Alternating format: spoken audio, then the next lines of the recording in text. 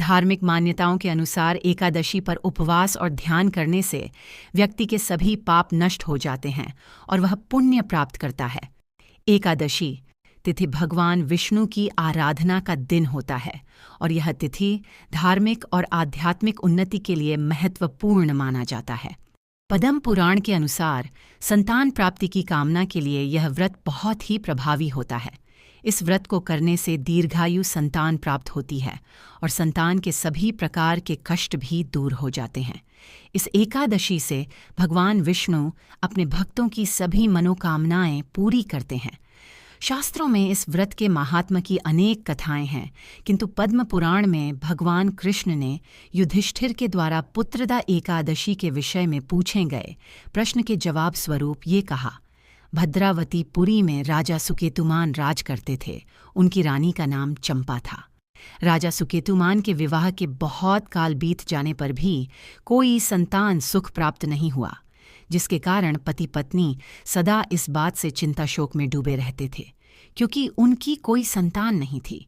उनके पितर भी चिंतित रहते थे कि राजा के बाद कोई ऐसा नहीं दिखाई देता जो हम पत्रों का तर्पण करा सके। यह सोचकर पितृगण भी दुखी होने लगे। एक दिन राजा बिना पुरोहित आदि को सूचित किए गहन वन में चले गए। वहां जंगली जीवों को देखते और घूमते हुए कई घंटे बीत गए। राजा को भूख प्यास सताने लगी। निकट ही उन्होंने एक सरोवर देखा। उस सरोवर के चारों तरफ मुनियों के आश्रम बने हुए थे। वे सभी वेद पाठ कर रहे थे। उसी समय राजा के दाहिने अंग फड़कने लगे। राजा शुभ शकुन समझकर घोड़े से उतरकर मुनियों को दंडवत प्रणाम कर उनकी वंदना करते हुए बोले, हे महामुने, आप लोग कौन हैं? आपके नाम क्या हैं? आप लोग किस लिए यहाँ एकत्रित हुए हैं? मुनि कहने लगे कि हे राजन, हम लोग विश्वदेव हैं, यहाँ स्नान के लिए आए हैं। आज से 5 दिन बाद माघका का स्नान आरंभ हो जाएगा। आज संतान देने वाली पुत्रदा एकादशी है, जो व्रत करने वाले मनुष्य को उत्तम पुत्र देती है। तुम्हारी क्या इच्छा है वो कहो।